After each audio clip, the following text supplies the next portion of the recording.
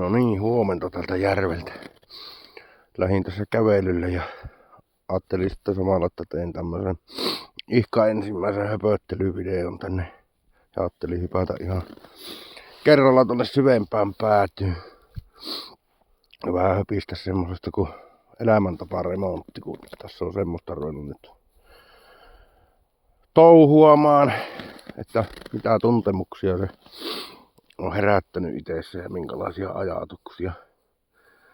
Tosiaan kun sitä on ollut koko pienen ikänsä enemmän ja vähemmän ylipainoinen ja nyt kivaa huitelee siellä 140 kilo huiteilla, että se on aika raju paino.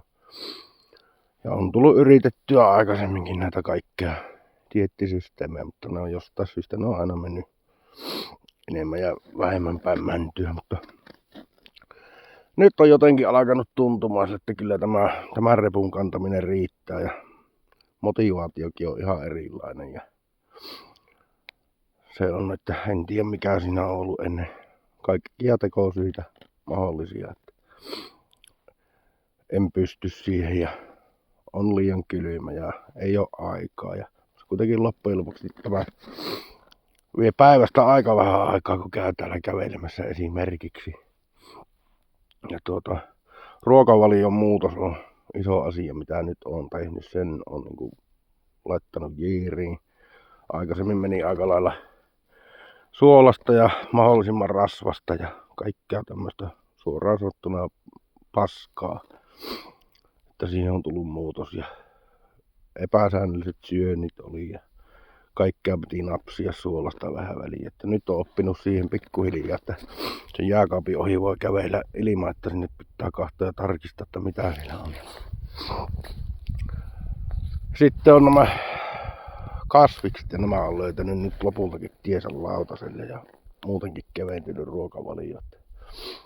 Ja on huomannut se itsekin nyt, kun on ruvennut keviämmin syömään, että oma vireystaso on paljon korkeampi kuin mitä aikaisemmin. Mutta aamulla ennen väsytti aivan jumalattomasti, kun heräsi ihan tukossa. Mutta nyt on niinku, ja yöunet on parantunut huomattavasti ja tulee nukuttua yhtäjaksoisesti ennen heräsi aina vähän väliä. Nyt sitten tämän liikunnan otan tähän pikkuhiljaa vielä rinnalle, että jos se lähtisi tämä täkkä tästä tippumaan. Mutta varmaan teen näitä tämmöisiä samanlaisia höpöttelyvideoita, jos ja kun alkaa tuloksia paremmin tulla. Nämä nyt on vähän tämmöisiä amatöörimäisiä videoita, kun ei tosiaankaan mikään ammattilainen ole.